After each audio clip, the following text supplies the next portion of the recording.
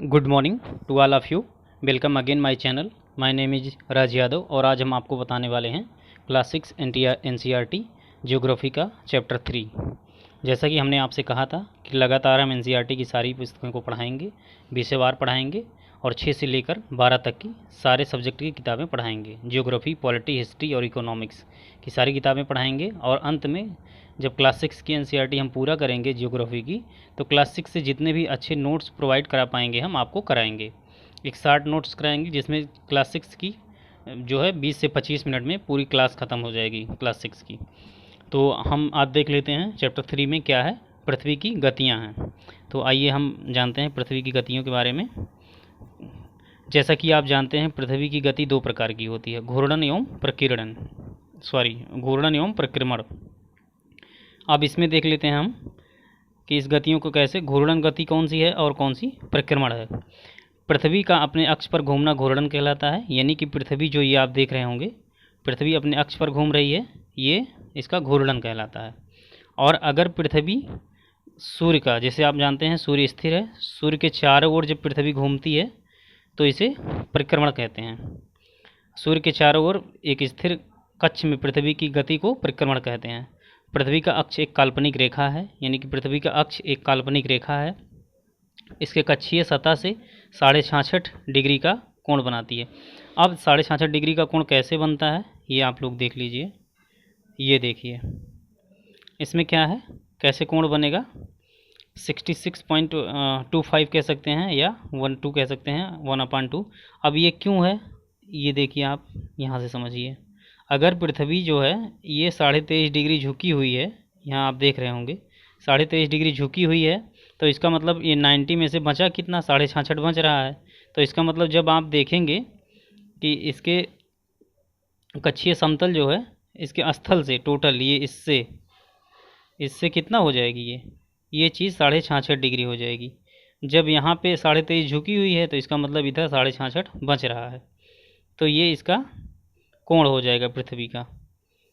और देख लेते हैं, कक्षीय समतल कहते हैं इसको। उसके बाद पृथ्वी जो कक्ष द्वारा बनाया जाता है, वह समतल जो कक्ष द्वारा बनाया जाता है उसे कक्षीय समतल कहते हैं। पृथ्वी सूर्य से प्रकाश प्राप्त करती है। पृथ्वी का आकार गोले के समान है, इसलिए यह सिर्फ एक समय में इसके आधे भाग पर ही सूर्य की रोशनी पड़ती है। सूर्य की रोशनी आधे भाग पर कैसे पड़ती है ये भी देख लीजिए। ये देख लीजिए, आपका इधर सूर्य है, ये आपका सूर्य है, ये सूर्य है आपका। उसके बाद जब हमारी पृथ्वी यूँ है तो इसके आधे भाग पर जो सूर्य की तरफ रहेगा उसी पर प्रकाश दिखाई देगा और इधर अंधेरा रहेगा। क्योंकि पृथ्वी अपने अक्ष पर घूर्णन करती है, अक्ष पर जब घूर्णन करती है, रोटेट होती है खुद पर अपने सेल्फ जो है स्थिति पर, तो ये 24 घंटे घूमती है, जो कि आगे है, अभी दिखा रहे हैं हम आपको, इसी में है। तो इधर प्रकाश पड़ेगा, फिर इधर अंधेरा हो जाएगा, फिर जब ये अपने अक्ष पे फिर पुनः ऐसे घूमती रहती है तो इधर अंधेरा हो जाएगा, इधर उजाला हो जाएगा, तो ये घूमती रहती है। देख लीजिए आगे इसमें है जो है इसके, इसलिए एक समय में सिर्फ इसके आधे भाग पर ही सूर्य की रोशनी प्राप्त होती है। सूर्य के और आधे भाग में दिन होता है, जबकि दूसरा भाग सूर्य से दूर होता है, वहाँ पर रात होती है, वहाँ पर रात होती है, रात होती है। ग्लोब पर वृत्त जो दिन तथा रात को विभाजित करता है उसे प्रदीप वृत्त कहते हैं। ये देखिए आप, इसमें दिखाई दे रहा होगा, प्रदीप्त वृत्त कहते हैं। अब ये है, ये विभाजित कर रहा है, तो इसी को प्रदीप्त वृत्त कहते हैं। यह वृत्त अक्ष के साथ नहीं मिलता, जैसा कि आप चित्र 3.2 में देख रहे हैं। ये चित्र है, इसमें देख रहे हैं आप, ये देखिए प्रदीप्त वृत्त है। ये 3.2 में देख सकते हैं, पृथ्वी अपने अक्ष पर एक चक्कर पूरा करने में 24 घंटे का समय लेती है। घूर्णन के समय काल को पृथ्वी का दिन कहा जाता है। यह पृथ्वी की दैनिक गति है, यानी कि जब ये अपने अक्ष पर रोटेट होती है 24 आवर्स में, तो इसी को दैनिक गति कहा जाता है। जो कि दैनिक गति होती है, इसी को दैनिक गति कहा जाता है। पृथ्वी पर दिन रात किसे कहा जाता है, 12-12 घंटे की दिन रात होते हैं, 24 घंटे होती है, और 24 घंटे में पृथ्वी एक चक्कर पूरा लगा लेती है, एक चक्कर पूरा कर लेती है। आगे देख लेते हैं, अगर पृथ्वी घूर्णन नहीं करे तो क्या होगा। मान लीजिए पृथ्वी अभी रोटेट कर रही है, अगर रोटेट ना करे तो क्या होगा। जैसे पृथ्वी अभी रोटेट कर रही है, ये पृथ्वी खुद अपनी जगह पे रोटेट करती है, अगर रोटेट ना करे तो क्या होगा। होगा यही कि एक जगह स्थिर रहेगी और सूर्य भी स्थिर है, तो आप जहाँ पे एक तरफ इसमें हमेशा उजाला रहेगा, एक तरफ हमेशा अंधेरा रहेगा, यही रहेगा इसमें, जिसके कारण उस भाग पर गर्मी लगातार पड़ेगी। सूर्य एक के तरफ वाले पृथ्वी के भाग हमेशा दिन होगा, एक भाग पर हमेशा दिन होगा। ये तो सही है भाई, दिन होगा हमेशा, हमेशा दिन होगा, जिसके कारण उस भाग पर गर्मी लगातार पड़ेगी, दूसरे भाग में हमेशा अंधेरा रहेगा एवं पूरे समय ठंड पड़ेगी। इस तरह की अवस्था में जीवन संभव नहीं हो पाएगा, यानी कि जीवन संभव नहीं हो पाएगा। हमेशा ठंडी पड़ती रहेगी, हमेशा एक तरफ गर्मी पड़ती रहेगी, तो जीवन कैसे संभव होगा? जब इसको तो अच्छा मानसून चाहिए, बहुत सारी चीज़ें ख़त्म हो जाएंगी, प्राकृतिक वनस्पतियाँ हमारी ख़त्म हो जाएंगी, जल का प्रभाव पड़ेगा, मौसम बदल जाएगा, तो इससे जीवन संभव नहीं हो पाएगा। पृथ्वी की दूसरी गति जो सूर्य के चारों ओर कक्षा में होती है उसे परिक्रमण कहा जाता है। परिक्रमण किसे कहा जाता है? अब ये देखिए इसमें दिया गया है, जो ये चारों ओर घूम रही है, ये खुद अपनी जगह पे तो घूमती ही है पृथ्वी, लेकिन उसी के साथ साथ ये सूर्य के भी चारों तरफ घूमती रहती है। इसे हम क्या कहते हैं? परिक्रमण कहते हैं। वो परिभ्रमण है, खुद पर अपने स्थान पर घूमना परिभ्रमण है, और सूर्य के चारों ओर घूमना परिक्रमण है। तो ध्यान देने की बात यह है कि आप किस तरह से इसे देख सकते हैं। तो इस प्रकार हम देखेंगे किसमें कौन सी गति किस प्रकार है, परिक्रमण और परिभ्रमण की। शायद आपको ये जो है इसमें डिस्कशन करने से आपका डाउट दूर हो गया होगा। तो दोस्तों हमारे एक बात का ज़रूर ध्यान दीजिएगा आप लोग, क्लास 6 की एनसीईआरटी की पुस्तक जैसे ही पूरी होती है हम इसका पूरा 60 नोट्स देंगे आपको, और पढ़ाएंगे भी। 25 से 30 मिनट की क्लास लेंगे, जिसमें क्लास 6 के सारे चैप्टर्स एक जगह कवर कर देंगे जब क्लास 6 की पूरी हो जाएगी उसके बाद। तो आप लोग ज़रूर बने रहिएगा हमारे चैनल से, और अगर आप पढ़ना चाहते हैं एनसीईआरटी तो हमारे साथ आप बिल्कुल पढ़ सकते हैं। हम बिल्कुल देसी भाषा में आपको पढ़ाएंगे। आपको अगर कहीं समस्या आती है तो आप हमको कमेंट बॉक्स में कमेंट करके बता भी सकते हैं, क्योंकि हम भी कोई टीचर नहीं है, हम भी एक स्टूडेंट हैं, आप लोगों के बीच से हैं। तो हम आपको सुधार करेंगे, अपना सुधार करेंगे और आपका भी सुधार करवाएंगे। अगर कहीं से डाउट होता है आप मुझे कोई भी किसी प्रकार की राय दे सकते हैं हमारे कमेंट बॉक्स में। तो हम ये आपसे उम्मीद करेंगे कि आप हमें अपना सुझाव ज़रूर देंगे। आगे देख लेते हैं हम इसमें कि कैसे सूर्य का चक्कर लगा रही है। हम लोगों को कन्फ्यूजन ये रहता था कि सूर्य एक जगह स्थिर है या सूर्य घूमता रहता है, तो ऐसा कुछ नहीं है। सूर्य स्थिर रहता है और हमारी पृथ्वी रोटेट करती है। इसे परिभ्रमण कहते हैं, ये अपने खुद जब स्थान पर घूमती है, और परिक्रमण कहते हैं जब ये परिक्रमा करती है। सीधी सिंपल सी बात है, परिक्रमा करने हम लोग जाते हैं तो जब चारों तरफ हम घूमते हैं तो उसे परिक्रमण कहते हैं। खुद अपनी जगह पर एक जगह खड़े होकर घूम लेते हैं तो परिभ्रमण कहते हैं। तो ये डाउट आपको क्लियर हो गया होगा। अब देख लीजिए, पृथ्वी एक वर्ष में 365, पृथ्वी एक वर्ष में 365 और 0.24 कह सकते हैं या 1/4 कह सकते हैं, दिन में सूर्य का एक चक्कर लगाती है। एक चक्कर लगाती है। हम लोग 365 दिन मानते हैं, तथा सुविधा के लिए हम 6 घंटे को इसमें नहीं जोड़ते हैं। सुविधा के लिए हम 6 घंटे इसमें नहीं जोड़ते हैं। इसलिए नहीं जोड़ते हैं क्योंकि हम वो 6 घंटे मिला के अगले एक वर्ष में जोड़ देते हैं, जिसमें 6 × 4 = 24 हो जाता है। वही चीज़ आगे दिखाई गई है। अभी पहले इसको हम चित्र को देख लेते हैं क्या दिया गया है इसमें। अब देखिए, इसमें सूर्य एक जगह स्थिर है, पृथ्वी झुकी हुई है, उसके बाद ये चक्कर भी लगा रही है। अब जब हम देखेंगे यहाँ 23 सितंबर को विषुव और बसंत, दोस्तों हम इसको आपको बहुत डिटेल में बताने वाले हैं। विषुव और बसंत को जब हम आपको पूरे अच्छे तरीके से इसको समझाएंगे एक क्लास में, तो उसमें पूरा निचोड़ देंगे, क्या विषुव है, क्यों बसंत ऋतु है, दक्षिणी ध्रुव, ये सब क्या है। ये तो आप क्लियर हो ही गया है पिछले चैप्टर में, दक्षिणी ध्रुव उत्तरी ध्रुव। और इसमें देखेंगे हम 23 दिसंबर को क्या होता है, सितंबर को, और 22 दिसंबर को क्या होता है। दिन रात बड़े छोटे कब होते हैं, कैसे होते हैं और क्यों होते हैं, इसका हम विद रीजन आपको बताएंगे और कन्फर्म कराएंगे। तो अभी देख लीजिए, ये घूम रही है पृथ्वी इसके चारों तरफ।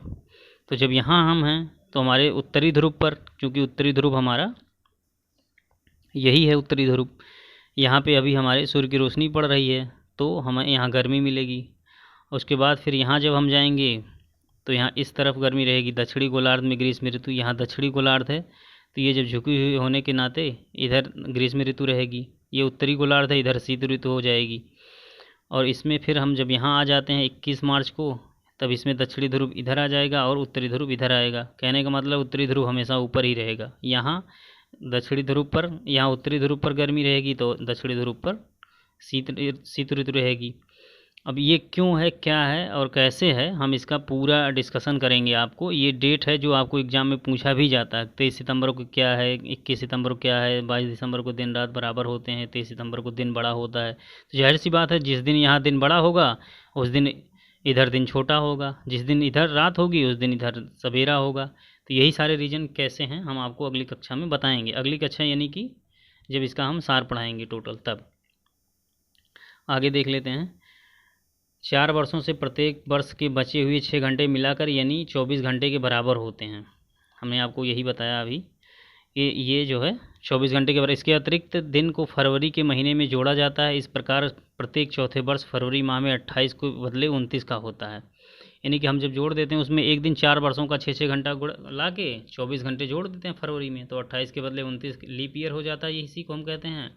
और यही आपका दिन एडजस्ट भी हो जाता है जितने घंटे रहते हैं पिछले 4 वर्षों में।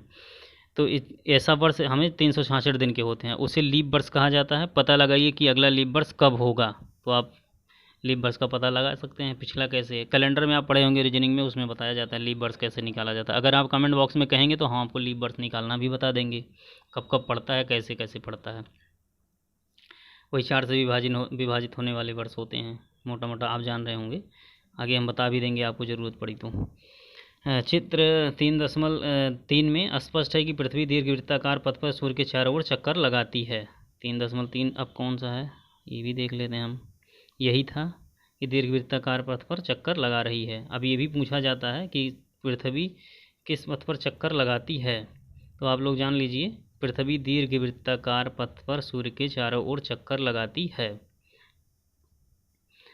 ध्यान दीजिए कि पृथ्वी पूरे कक्ष एक ही दिशा में झुकी हुई है, पूरे कक्ष में एक ही दिशा में झुकी हुई। पृथ्वी के झुकाव तो वही रहेगा, जो है वही रहेगा, रोटेट भले ही करेगी लेकिन झुकी वैसे ही रहेगी।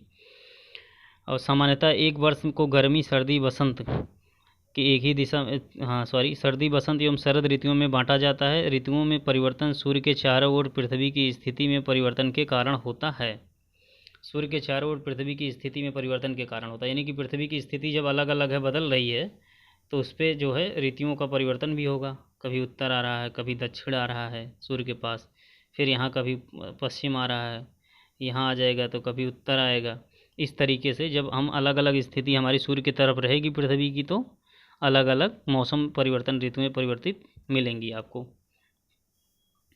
आगे देख लेते हैं। और ये आओ करके सीखें जो इसमें दिया होता है, इसका कोई मतलब नहीं रहता है। जब ज़रूरत रहेगी तो हम बताएंगे। इसमें तो बताया जाता है छोटे बच्चों के तरीके कि कैसे क्या इसमें करना है, कैसे पृथ्वी का जो है मैप बनेगा और कैसे हम सीखेंगे। तो ये सब कागज़ पेंसिल कटिंग वाला ये सब आपको पढ़ने की ज़रूरत नहीं है बहुत ज़्यादा। 3.3 में आप देखेंगे कि 21 जून को उत्तरी गोलार्ध में सूर्य एक तरफ झुका हुआ है। आपने देख चुके हैं पहले ही। सूर्य की किरणें कर्क रेखा पर सीधी पड़ती हैं। कर्क रेखा पर सूर्य की किरणें सीधी पड़ती हैं। अब कर्क रेखा मकर रेखा आप जान ही रहे हैं, हमने आपको पिछली कक्षा में डिस्कस किया था। ये पृथ्वी है, ये विषुवत रेखा है, इधर कर्क रेखा है 23.5 डिग्री पर, इधर 23.5 डिग्री पर मकर रेखा है दक्षिण में। यही था। अब आगे देखते हैं। कर्क रेखा पर सीधी पड़ती है, इसके परिणाम स्वरूप इन क्षेत्रों में ऊष्मा अधिक प्राप्त होती है। ध्रुवों के पास वाले क्षेत्रों में कम ऊष्मा प्राप्त होती है। ध्रुवों के पास वाले क्षेत्र में इसलिए कम ऊष्मा प्राप्त होती है क्योंकि सूर्य जब यहाँ है तो यहाँ कम प्रकाश पड़ेगा, यहाँ प्रकाश ज़्यादा पड़ेगा, जो सामने रहेगा यहाँ कम पड़ेगा। इस तरीके से है। तिरछी पड़ती है। उत्तर ध्रुव सूर्य के तरफ झुका होता है तथा उत्तरी ध्रुव रेखा के बाद वाले भागों में लगभग 6 महीने लगातार दिन रहता है।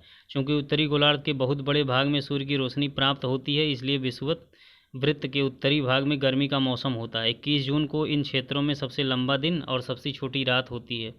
अब देखिए, जब सबसे लंबा दिन होगा उत्तरी गोलार्ध पर, उसी समय दक्षिणी गोलार्ध पर सबसे छोटा दिन होगा। जब इधर सबसे छोटा दिन हो रहा तो वहीं जहाँ सबसे बड़ा दिन होगा वहीं सबसे छोटी रात होगी। क्योंकि दिन जब 24 घंटे का है टोटल मिला के, तो जब 12 घंटे रात 12 घंटे दिन है, दिन जब बड़ा हो जाएगा तो रात ऑटोमेटिक छोटी हो जाएगी। सेम कंडीशन दूसरी तरफ बनेगी। मान लिया उत्तरी गोलार्ध पर दिन बड़ा बन रहा है तो दक्षिणी गोलार्ध पर दिन छोटा बन जाएगा, और उत्तरी गोलार्ध पर रात छोटी हो रही है तो दक्षिणी गोलार्ध पर रात बड़ी हो जाएगी। सेम कंडीशन है, आप सीख जाएंगे। आगे देखेंगे इसमें। जो है पृथ्वी की इस अवस्था को उत्तर अयनांत कहते हैं। उत्तर अयनांत कहते हैं। उत्तर दिशा में ये कंडीशन बन रही है तो ये उत्तर अयनांत कहते हैं। 22 दिसंबर को दक्षिणी ध्रुव में सूर्य की ओर झुके होने के कारण मकर रेखा पर सूर्य की किरणें सीधी पड़ती हैं। सीधी पड़ती हैं। चूँकि सूर्य की किरणें मकर रेखा पर लंबवत पड़ती हैं, इसलिए दक्षिणी गोलार्ध में बहुत बड़े भाग में प्रकाश प्राप्त होता है। इसलिए दक्षिणी गोलार्ध में लंबे दिन तथा छोटी रातों वाले ग्रीष्म ऋतु पाई जाती हैं। वही चीज़ हमने बताया कि जब इधर छोटी पड़ेंगी उत्तरी में तो दक्षिण में बड़ी रातें होंगी, दक्षिणी में बड़े दिन होंगे तो उत्तर में छोटे दिन होंगे। इसके ठीक विपरीत स्थिति उत्तरी गोलार्ध में होती है। ठीक विपरीत विपरीत होगी ही, क्योंकि पृथ्वी गोल है 24 और इसमें एक दिन होते हैं तो कंडीशन ठीक विपरीत होगी। पृथ्वी को इस अवस्था में दक्षिणी अयनांत कहा जाता है। क्या आप जानते हैं कि ऑस्ट्रेलिया में ग्रीष्म ऋतु में क्रिसमस का पर्व मनाया जाता है? ठीक है, वहाँ ग्रीष्म में मनाया जाता है। अपने यहाँ क्या है, अपने यहाँ क्रिसमस 25 दिसंबर को मनाया जाता है, ठंडी में मनाया जाता है। तो 21 मार्च 23 सितंबर को सूर्य की किरणें विषुवत वृत्त पर सीधी पड़ती हैं। इस अवस्था में कोई भी ध्रुव की ओर नहीं झुका होता, इसलिए पूरी पृथ्वी पर दिन रात बराबर होते हैं। 21 मार्च और 23 सितंबर को दिन रात बराबर होते हैं। इसे विषुव कहा जाता है। चित्र में एक बार फिर से दिखा देते हैं। 21 मार्च और 23 सितंबर वाले दिन, ये देखिए 21 मार्च और 23 सितंबर को ये हैं, ये 21 मार्च है आपका और ये 23 सितंबर है। 21 मार्च और 23 सितंबर, इसमें किसी तरफ झुकाव नहीं है कोई सूर्य की तरफ। ये सीधा है, यानी कि ये उधर उत्तर रहेगा, इधर उत्तर रहेगा, इधर दक्षिण रहेगा, इधर दक्षिण रहेगा। इसमें दिन रात दोनों में बराबर रहते हैं, क्योंकि किसी तरफ झुकाव नहीं है। साइड साइड से जब रहता है तो यहाँ कंडीशन बनती है और यहाँ कंडीशन कोई नहीं है अभी फ़िलहाल। आगे देखते हैं। इसे विषुव कहा जाता है, हाँ, जब बराबर रहेंगे तो। 23 सितंबर को उत्तरी गोलार्ध में शरद ऋतु पाई जाती है, जबकि दक्षिणी गोलार्ध में बसंत ऋतु होती है। 21 मार्च को स्थिति इसके विपरीत होती है। ये 21 मार्च को स्थिति इसके विपरीत होती है। उत्तरी गोलार्ध में बसंत ऋतु और दक्षिणी गोलार्ध में शरद ऋतु पाई जाती है। इस प्रकार स्पष्ट है कि पृथ्वी के घूर्णन एवं परिक्रमण के कारण दिन रात तथा ऋतुओं में परिवर्तन होता है। ये आपका एक आंसर है, वनडे एग्जाम अगर देंगे तो आप उसमें देखेंगे। इस प्रकार स्पष्ट है कि पृथ्वी के घूर्णन एवं परिक्रमण के कारण ही दिन रात तथा ऋतुओं में परिवर्तन संभव है। पृथ्वी के घूर्णन के कारण दिन रात और परिक्रमण के कारण आपका ऋतुओं में परिवर्तन होता है। आगे देखते हैं। आगे क्वेश्चन आ गया। अब इसमें क्वेश्चन क्या दे रहा है, पृथ्वी के अक्ष का झुकाव कोण क्या है? पृथ्वी के अक्ष का झुकाव कोण क्या है? आप देख ही रहे थे झुकाव कोण इसका कितना था, 66.5 डिग्री था। और उसके बाद क्योंकि पृथ्वी अपने अक्ष पर झुकी हुई है 23.5, तो इस पर झुकाव हो जाएगा 66.5। दूसरा है घूर्णन एवं परिक्रमण को परिभाषित करें। घूर्णन एवं परिक्रमण को परिभाषित करें। घूर्णन क्या है? पृथ्वी का अपने अक्ष पर ही चारों तरफ घूमना 24 घंटे में घूर्णन कहलाता है, तथा पृथ्वी का सूर्य के चारों तरफ अपनी स्थिति पर घूर्णन करते हुए सूर्य के चारों तरफ घूमना परिक्रमण कहलाता है। लीप वर्ष क्या होता है? आप देख लीजिए लीप वर्ष क्या होता है। 6 घंटे का प्रत्येक वर्ष में बचे समय को जब चौथे साल फरवरी में एक दिन के रूप में यानी 24 घंटे के रूप में जोड़ दिया जाता है तो उसे लीप वर्ष कहा जाता है। उत्तर एवं दक्षिण अयनांतरों में अंतर बताइए। उत्तर और दक्षिण में अंतर क्या होगा? जब वहाँ 21 जून और 23 दिसंबर को दिन रात होते हैं तो यहाँ पे समान दिन पाए जाते हैं। विषुव क्या है? विषुव आप देख लीजिए। विषुव आपका है कि जब 21 मार्च और 23 सितंबर को समान दिन रात पाए जाते हैं तो उसी को विषुव कहा जाता है। उत्तरी गोलार्ध दक्षिणी गोलार्ध पर दिन रात समान पाए जाते हैं, यानी जितने घंटे का दिन रात उत्तरी गोलार्ध पर होगा उतने दक्षिणी पर होगा, और इसे विषुव कहा जाता है। दक्षिणी गोलार्ध में उत्तरी गोलार्ध की अपेक्षा उत्तरी एवं दक्षिण का आनंद समय में होता है। क्यों होता? दक्षिणी गोलार्ध में उत्तरी गोलार्ध की अपेक्षा उत्तर एवं दक्षिण का अयनांत अलग अलग समय में होता है। क्यों? अब इसलिए होता है क्योंकि पृथ्वी सूर्य के चारों तरफ चक्कर लगा रही है। चक्कर लगाने की वजह से कुछ टाइम लगेगा। मान लीजिए ये सूर्य है बीच में और ये पृथ्वी चक्कर लगा रही है।